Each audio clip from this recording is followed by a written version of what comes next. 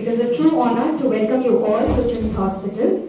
SIMS Hospital has always been committed to where we stand here to share a story that truly exemplifies this mission, the successful management and saving of a 29-year-old patient who suffered an extremely rare and recurrent stroke condition complicated by antiphospholipid antibody syndrome or APLA.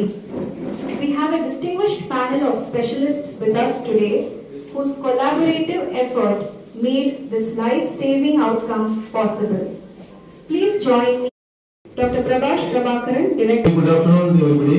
On behalf of the SIMS Hospital and our chairman, I would like to welcome our Director of Neurology and Director of Neurosurgery and all the team members and the press and media and the staffs. This is a rare case scenario in India. This is the antiphospholipid antibody age group of females, mostly in the age of 20 to 35 years. The reason is recurrent abortion and during pregnancy the stroke incidents. This has been documented in the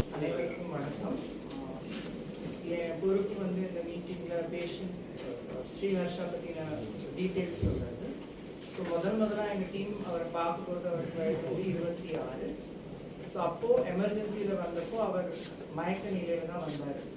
கூட இருந்தவங்க வந்து அவர் காலையிலேருந்து மயக்க நிலையில இருந்ததாகவும் பலமுறை vomit பண்ணதாகவும் கூறினாங்க. So examine பண்ணி MRI scan எடுக்கிறப்போ உங்களுக்கு அவருக்கு வந்து சிறுமூளையில ஸ்ட்ரோக், அதாவது செரிபெல்லர் இன்ஃபாக்ட் இருக்கிறதாக தெரிஞ்சது. கூட அவருக்கு வந்து ஹைட்ரோகெஃபலஸ், அதாவது அந்த ஸ்ட்ரோக்கோட தாக்குதல்னால இன்ஃபாக்ட்னால பிரெயின்ல வீக்கம் வர ஆரம்பிச்சு உயிருக்கு ஆபத்தான கட்டத்தில் இருந்தார். ஸோ உடனடியாக இந்த neuro surgery team doctor Vijay sir doctor Suresh Babu sir team வந்து அவருக்கு எமர்ஜென்சி சர்ஜரி, அதாவது அவசர நிலை அறுவை சிகிச்சை பண்ணி உயிரை காப்பாற்றினாங்க. அதுக்கு பேர் வந்து போஸ்டீரியர் ஃபோர்ஸா டீகம்ப்ரெஷன். அதுக்கு பிறகு சர்ஜரி முடிந்த பிறகு அவர் கொஞ்ச நாள் ஐசியூல இருந்தாரு, வென்டிலேட்டர்ல இருந்தாரு. படிப்படியா வென்டிலேட்டர்ல இருந்து குறைச்சு வார்டுக்கு வந்தாரு. அதுக்காக ட்ரீட்மெண்ட் ஆரம்பிச்சோம். ட்ரீட்மெண்ட் வந்து பிளட் தின்னர், திருப்பி ரத்த குழாயில அடைப்பு உண்டாகாம இருக்கிறதுக்கு மெடிசின்ஸ் ஆரம்பிச்சோம். ஸோ படிப்படியா மெடிசின்ஸ் எடுத்துட்டு ஒரு 3-4 மாதத்துல அவர் வேலை பார்க்குற நிலைக்கு வந்துட்டாரு. டே டு டே ஆக்டிவிட்டிஸ் செயல்பாடுலாம் பண்ண ஆரம்பிச்சாரு, வேலைக்கு போக ஆரம்பிச்சாரு.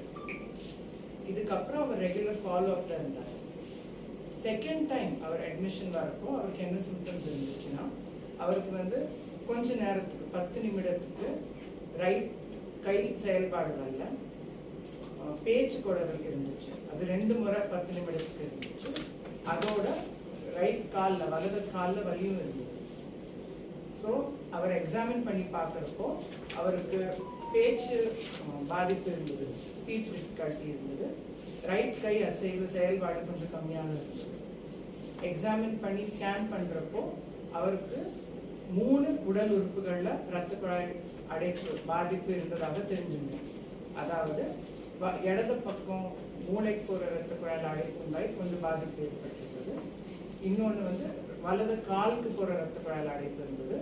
அண்ட் ஹார்ட்ல ஒரு சேம்பர், லெஃப்ட் ஏட்ரியம்னு சொல்லுவோம், அதுலேயும் கிளாட்.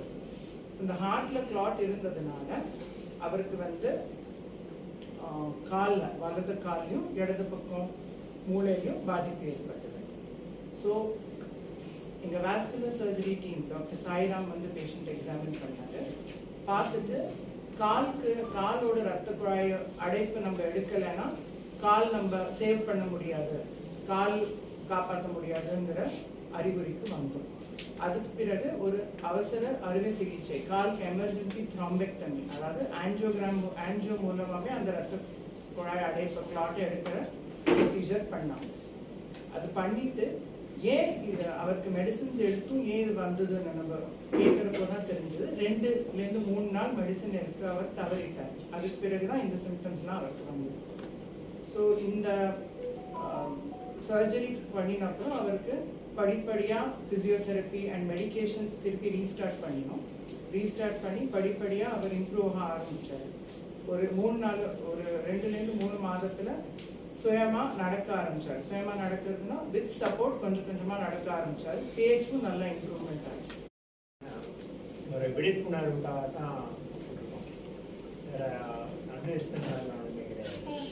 மெயினாக பக்கவாதம்னு நம்ம ஸ்ட்ரோக் வந்து பக்கவாதம்னு சொல்கிறோம். அதில் நிறைய டைப் இருக்குது. இது ஒரு விசித்திரமான டைப் இதில். அதுவும் பக்கவாதம்னா யூஸ்வலாக வயசானவங்களுக்கு 60 வயசு 70 வயசு அவங்களுக்கு தான் வரும்னு நினைக்கிறோம். அப்படி கிடையாது. ஸ்ட்ரோக் இந்த யங் அது வந்து 10 to 15% ஸோ யங் பீப்புளை அது அஃபெக்ட் பண்ணுது. யூஸ்வலாக ஸ்ட்ரோக்ங்கிறது லைஃப் ஸ்டைல் டிஸார்டர்னு சொல்கிறோம். BP, sugar, cholesterol, obesity, smoking அதெல்லாம் இருந்தால் இந்த மாதிரிலாம் வரும். பட் சில சமயத்தில் அந்த மாதிரி எதுவும் இல்லாமல் கூட வரலாம்ங்கிறதுக்கு இந்த பையன் வந்து ஒரு உதாரணம் இல்லை. ஒரு வியாதியை ட்ரீட்மெண்ட் கொடுக்கும்போது வருமுன் காப்போம், வரும்போது காப்போம், வந்தபின் காப்போம்னு சொல்லுவோம். இந்த வியாதிக்கு முதல்ல வரும்போது அவன் வருங்கிறதுக்கு காரணமே தெரியாது. அப்படி இருக்கும்போது அவன் வந்து வருமுன் காப்போம் அவனால் சொல்ல முடியாது. அதில் ஆனால் வந்த உடனே ஆஸ்பத்திரிக்கு வந்ததுனால நாங்கள் இதை ஆப்ரேஷன் பண்ணி அந்த மூளை வீக்கை வந்து மூளை தண்டை அமுக்கிட்டு இருந்துச்சு. அதை டாக்டர் விஜயசங்கரன் டீமில் வந்து ஆப்ரேட் பண்ணி அதை ரிலீஸ் பண்ணதுனால அவன் உயிர் படைச்சான். சிறுமூளையில் வீக்காக வரும்போது அது மூளைத்தண்டை அமுக்கும். மூளைத்தண்டை அமுக்குன்னா தலையில் மேல் பக்கத்தில் நீர் சேரும். இந்த நீர் சேரும்போது அவங்களுக்கு மூச்சு திணறல் வந்து கொலாப்ஸ் ஆயிடுவாங்க. ஸோ அந்த சமயத்தில் நான் உடனடியாக அதை ஆப்ரேஷன் பண்ணி அந்த மூளை வீக்கத்தினால மூளைத்தண்டை அமுங்கிறத வந்து நம்ம நிறுத்திட்டோம்னா டீகம்ப்ரெஷன் சொல்கிறது பண்ணிவிட்டு அந்த நீர் போகிறதுக்கு அந்த ஒரு மாற்றுப்பாதை பண்ணிட்டோம்னா ஒரு உயிரை காப்பாற்றணும். ஸோ அதுதான் இந்த பையனுக்கு பண்ணது. ஸோ இவனை வந்து அந்த வரும் முன் காப்போன்னு பண்ணியிருக்கலாம், ஆனால் அது தவறி போயிடுச்சு. ஸோ இமீடியட்டாக வந்ததுனால அவனை வந்து காப்பாற்ற முடிஞ்சிது. வந்தபின் காப்போங்கிறது வந்து நம்ம அதுக்கப்புறம்லாம் வந்து நம்ம ஃபிசியோதெரப்பி மெடிசன்ஸ் கொடுத்து அவனை எக்ஸசைஸ் பண்ணி பண்ணுறது தான் முக்கியமானது.